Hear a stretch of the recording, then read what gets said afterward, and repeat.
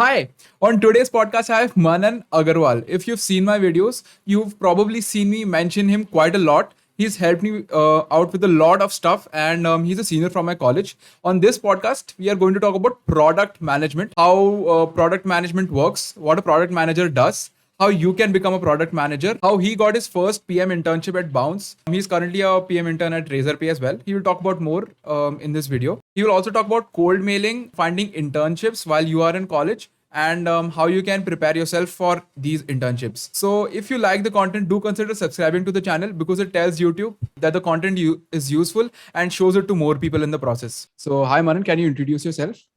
Yeah, Ayush, thanks for having me and thanks for the lovely introduction. Hi, I'm Manan. I'm a final year undergrad at Manipal, currently working as a PM intern at Razorpay. Was previously a PM intern at Bounce. Have been in the ecosystem for 3.5 years now. I have had my fair share of internships, cold mailing, and the works. Happy to be here and share my learnings. Great. So Manan, the most important question: what is a product manager and what does a product manager do? So the conventional definition for a product manager is that you stand at the intersection of business, tech, design, and try to ship a product. If I had to break it down, anything that you see around you is a product, right from this AC remote to let's say anything like Swiggy or Zomato or Razorpay, for example. All of them are examples of a product. What a product manager essentially does is that they take decisions on how to ship a product. So that would involve everything from ideating, collecting user feedback to actually shipping it and getting feedback loops from there. And the primary responsibility of the role is to influence the other teams in the organization to build and ship products like engineering, design, business, and so on and so forth. Depending if you're in the fintech domain, then there is legal compliance and all of that. So yeah, I think that's what the job of product manager is. You are essentially an influencer of products inside your organization. That's how I see it, and you have to help the organization scale. Yeah, that should sum it up. Right.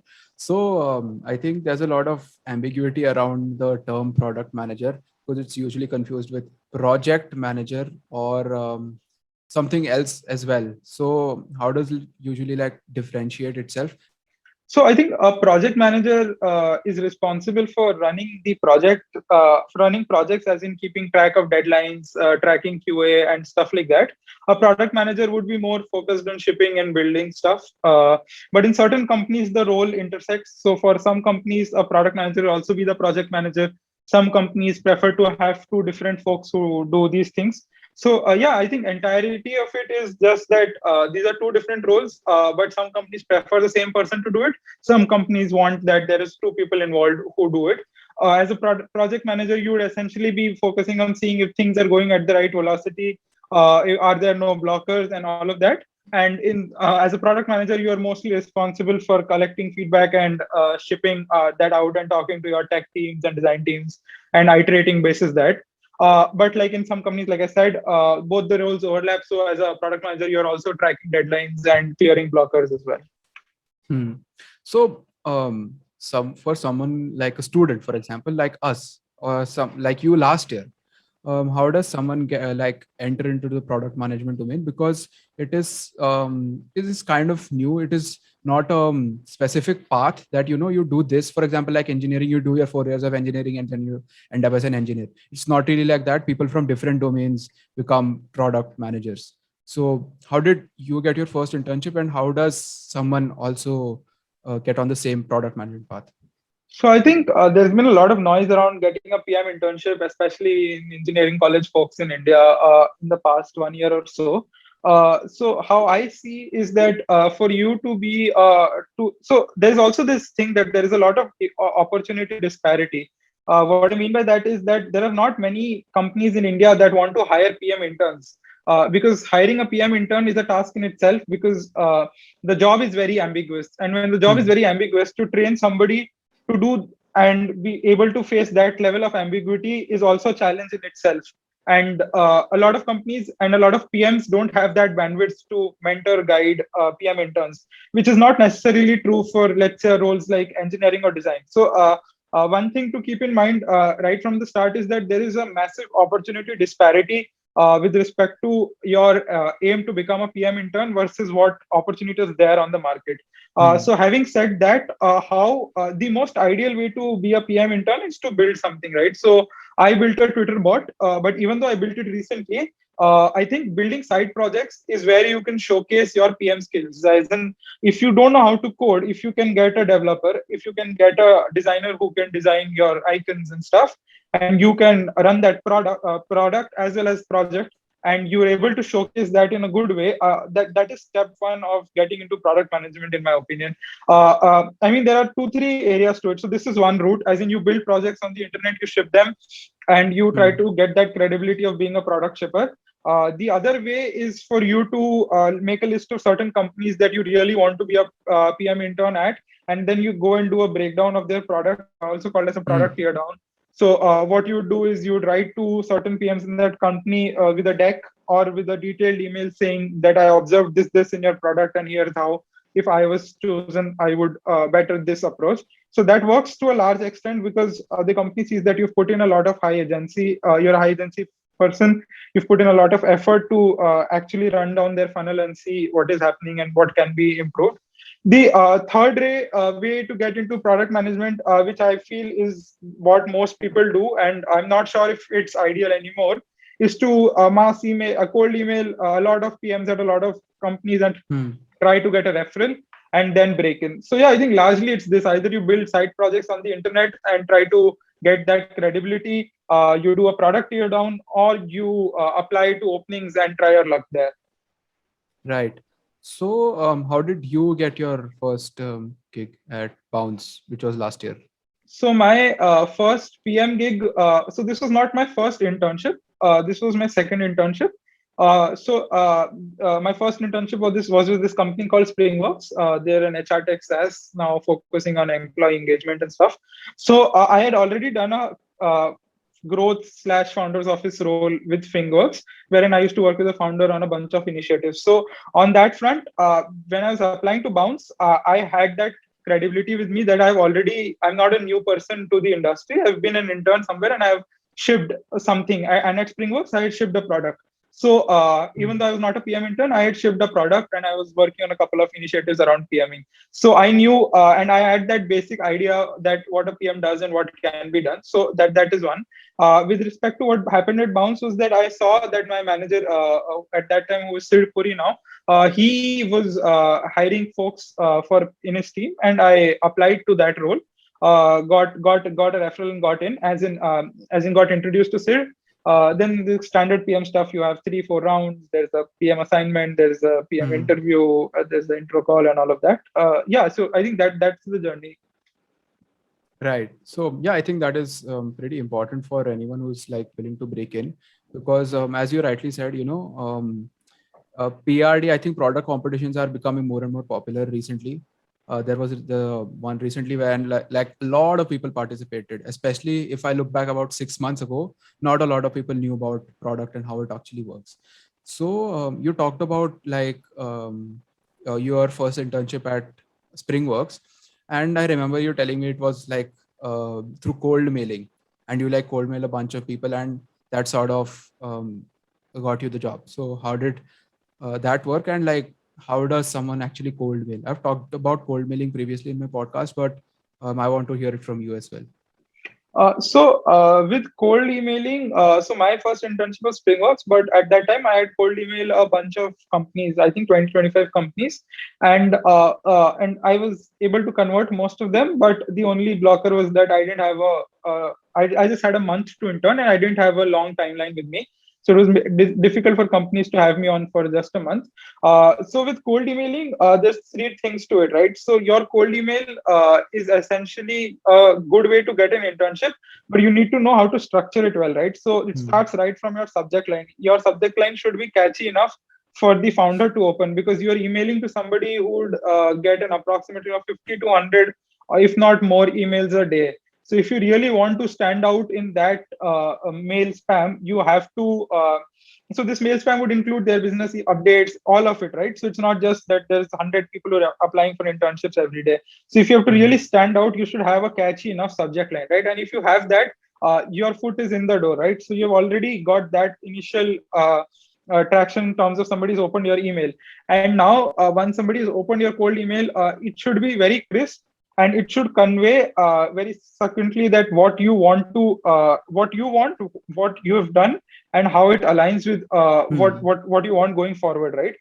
So I would say that you structure a cold email with a crisp intro of what you are, of who you are, and what you've done, and you add to what you want from that company and how you think that company is what where you want to be. And you also talk a bit about what role you want to do at that company, because you have to give all of this information if you want a reply back. Nobody has the time to look at your profile and evaluate where you will be a Hmm. good fit, right? So you have to upfront be clear about what your asks are and how you can add value. Once you've done that, I think you'll have a very high success rate, more or less. Another important aspect of cold emailing is the follow up part of it, right? So a lot of people just cold email once and forget about it if they don't Hmm. get a reply. But that's not how it works, right? Because you want to get a chance in the crowd, and for that you have to be persistent enough. So if you are not persistent enough, you will get lost the first time, you'll get lost the second time. But if you email the same person for 5 times, I am sure that they will either send you a reply saying they're not hiring, or they will get back to you. So you Hmm. have to have that cold mailing ke baad, there's the entire follow up wala thread that you have to follow as well. So I think, yeah, that's my take on cold emailing. Yeah, I think that was very important because I think it's also very important like specify which role you want to apply for by like researching the company. Because I remember I applied for like I put in everything and like I got a small email saying which role do you want to apply for. You know which company I'm talking about, and you sort of told me just keep following up with them, and yeah, that was I think super helpful at that time. So you've talked about like cold mailing and product management especially. What are the resources do you think like people should go to like find PM jobs, because it's still kind of niche. There's not a lot of places where you can be like, this is where I will find. People usually go to obviously LinkedIn. So yeah. I mean, if you want to find PM jobs, I am not sure a lot of people are also tweeting about PM internships these days. I think it's Hmm. mostly to do with the volume of applications that you get. But yeah, there's like a bunch of people. So you start with following PMs that you want to work with, right? So that's step one. So if you follow 100 PMs or whatever, 50 PMs that you think that these are PMs at these companies that I want to work at, that is step one to understand that if they're hiring someday, maybe you see that and get in, right? So that's one. Two, on Twitter, I run a bot called Intern Finder, helps people find internships. You can follow that. Generally, from what I have observed, most internships on Twitter come through Intern Finder, as Hmm. in you'll find them over there. So that's that. There are a bunch of other pages as well. So I mean, you can follow any of them, and the opportunity pool is the same, but I think more visibility for you as a person if you're looking out for an internship.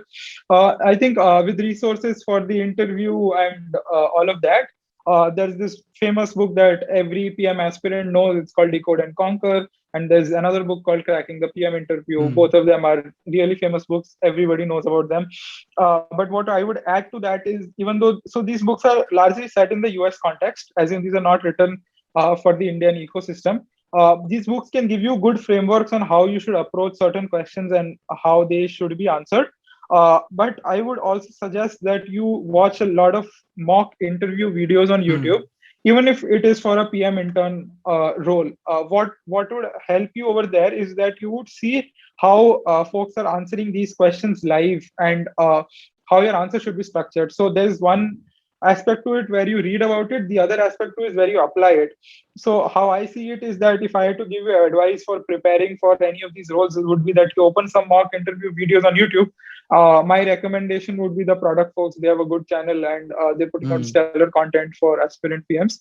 And you look at these mock interview videos, you see the questions that are being asked, then you pause, write down your thoughts on what you think could be your answer in a structured way, and then play it.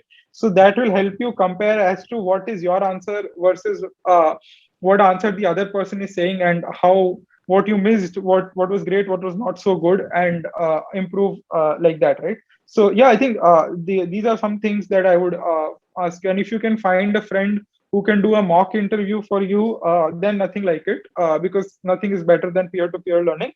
And there are a lot of Slack communities these days that do accelerate this peer-to-peer learning aspect, wherein you'll Hmm. find PMs who are happy to do mock interviews for you and give you feedback. So yeah, I think the entire cycle should ideally be run like that. So, and if you run this across 10, 15 companies, I'm sure you will find something soon. Yeah, I think that was super important. But I also remember this PM boot camp which I did recently. You know about it. And one thing they also said that when you apply, like say applying for your first internship, you might not have work experience because it might be someone's first internship. So what they also said was participate in a lot of these product competitions. PM school has this weekly challenge and all, and so like you'll gain a lot of experience with like working on that sort of stuff, especially if you're like the finalist or something. It usually helps out a lot to like position you that you have some sort of knowledge, at least even if it is not in the actual work related stuff. So that's it with the video, guys. If you learned something, do consider subscribing to the channel, drop a like, and also comment below if you have any doubts around product management. Bye.